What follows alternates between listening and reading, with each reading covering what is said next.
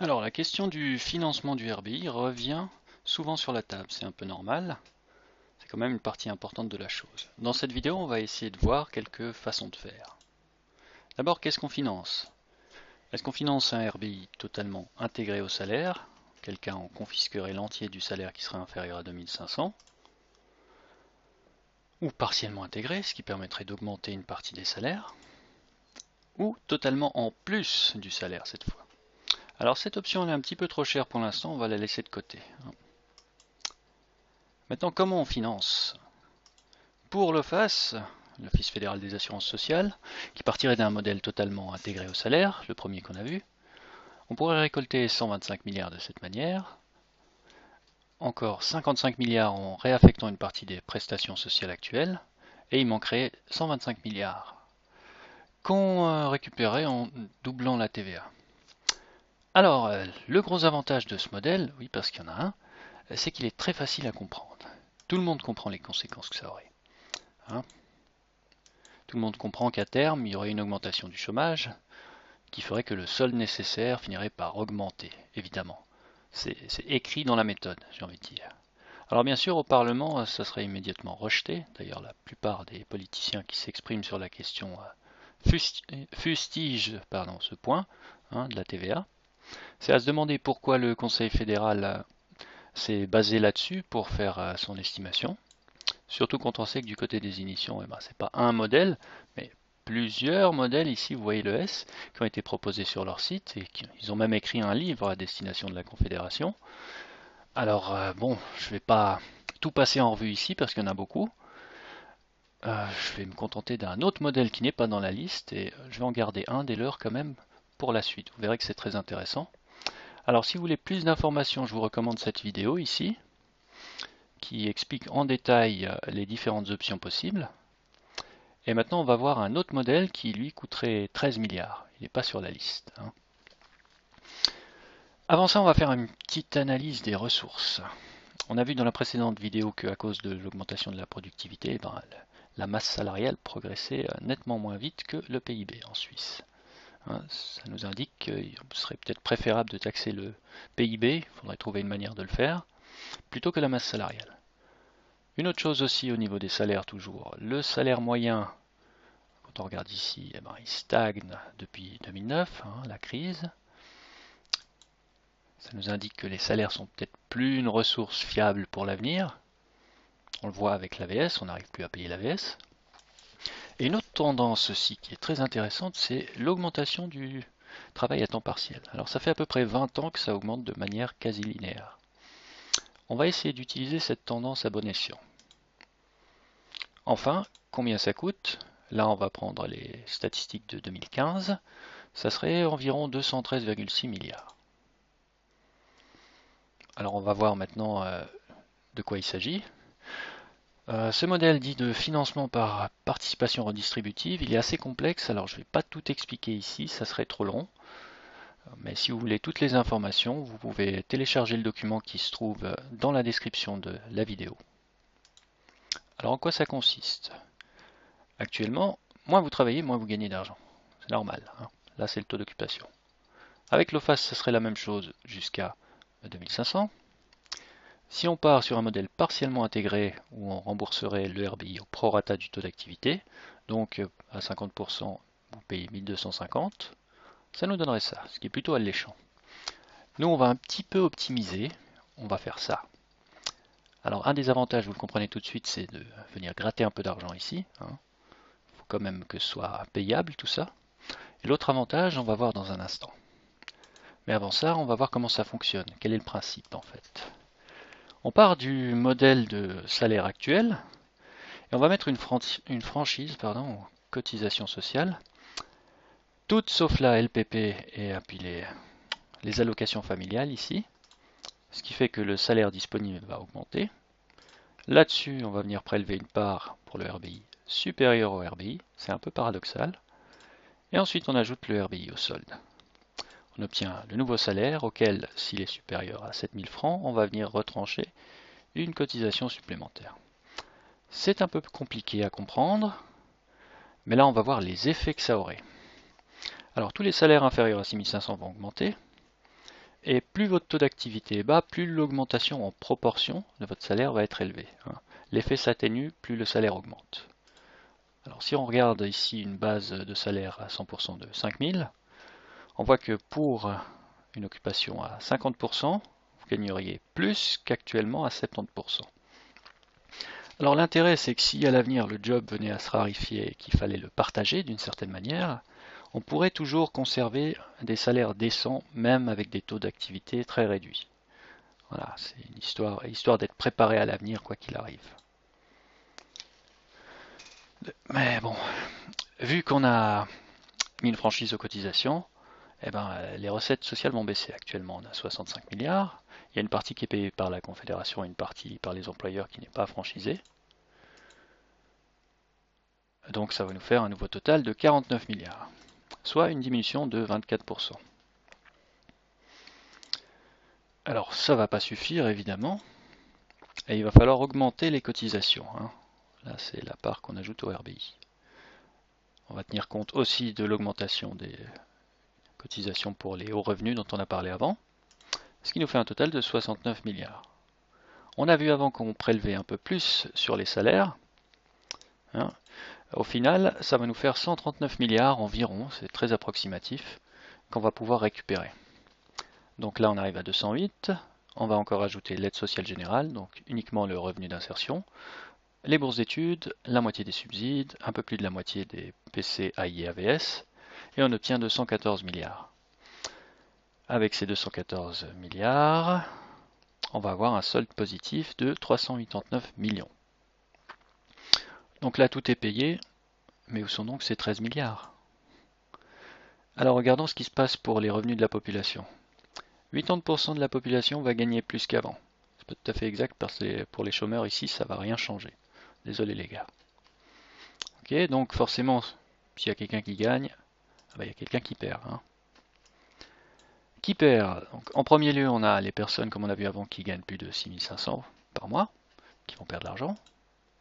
Et les entreprises qui vont payer 2,3% de charges de personnel en plus. Alors vu les conséquences négatives que ça va avoir sur l'emploi et la difficulté qu'on va avoir à négocier ça, on va considérer que ça va être rejeté. Et donc il faut trouver un autre moyen de compenser ces 13 milliards manquants.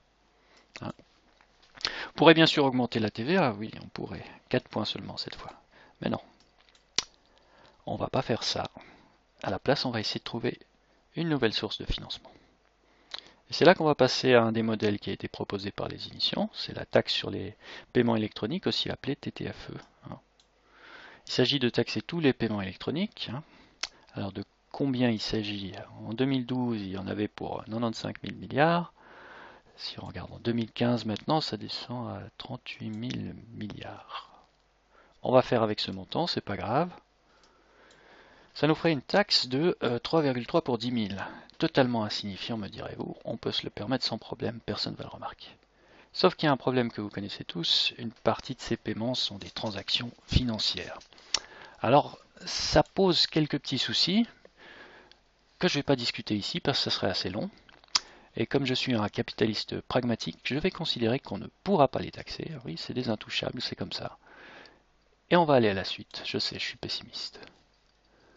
On va faire avec, et donc si on regarde toujours d'après les données disponibles sur le site de la BNS, les paiements de clients auprès des banques, alors là je ne vois pas ce qu'il y aurait de boursier là-dedans, peut-être que je me trompe, qu'on ajoute les retraits en espèces pour éviter que les gens essaient de contourner la taxe en payant cash, qu'on retranche les exportations parce qu'ils sont déjà assez dans la M avec le franc fort, on ne va pas en plus leur ajouter une taxe, qu'on retranche aussi les cotisations sociales parce que ça ne se fait pas de taxer ça, on arrive à un taux de 0,3%. 0,3%, vous me direz, c'est pas grand-chose.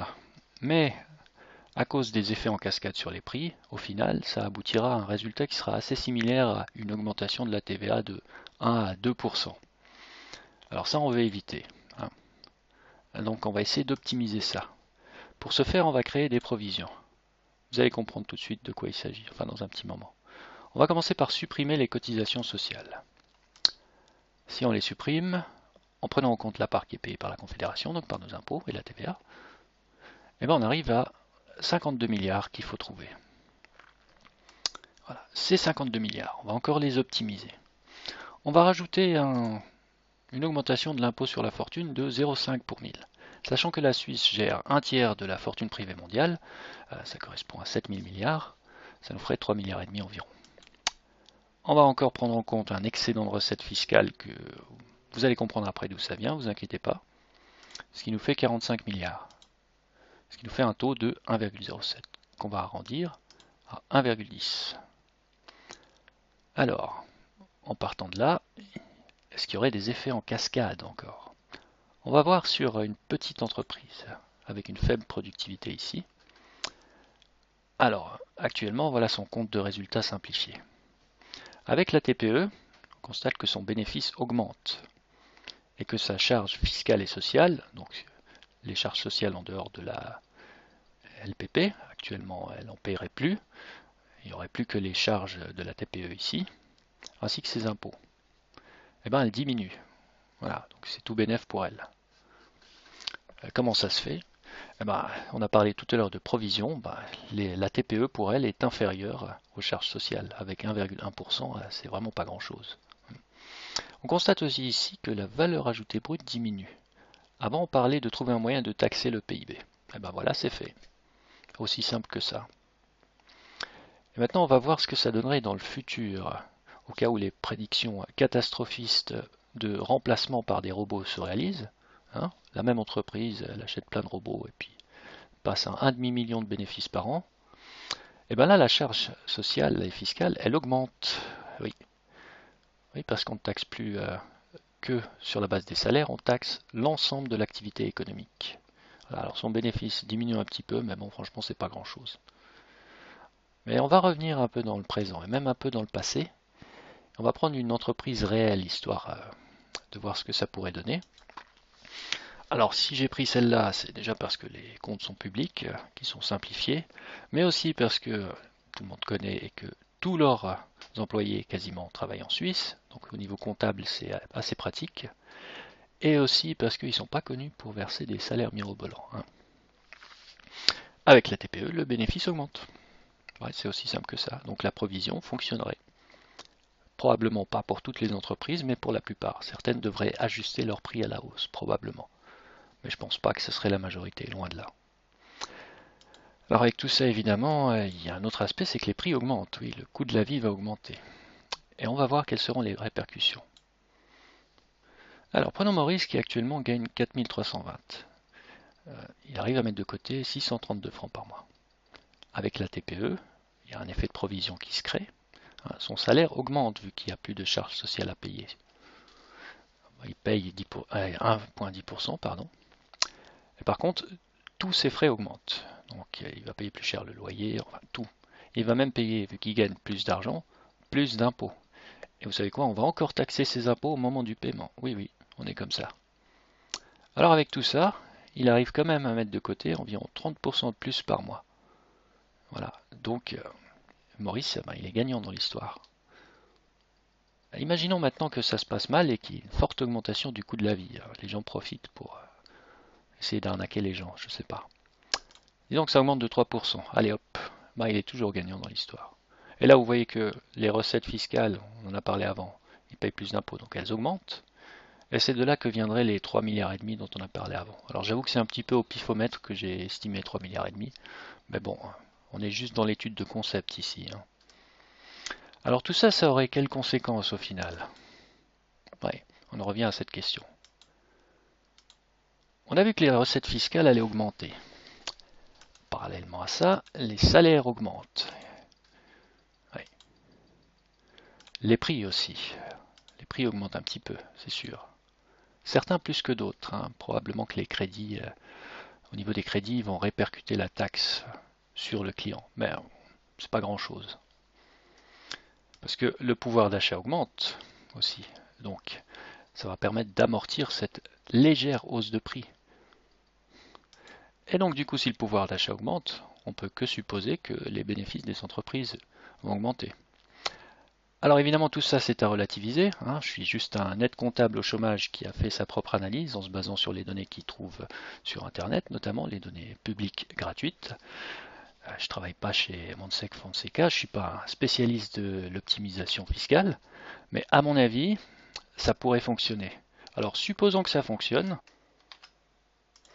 et bien voilà le résultat que ça aurait. Tous les salaires inférieurs à la médiane vont augmenter. En fait, tous les salaires vont augmenter. Simplement, plus votre salaire sera élevé, moins l'augmentation sera sensible. Mais c'est surtout les bas salaires où l'augmentation sera sensible. Alors avec ce système, on ne va pas financer davantage les gens qui foutent rien, on va plutôt financer davantage les gens qui bossent pour pas grand-chose. C'est un peu ça l'idée. Voilà.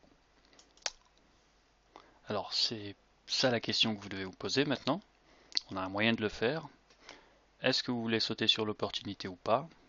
C'est à vous de voir. Voilà. Merci d'avoir regardé la vidéo. Au revoir.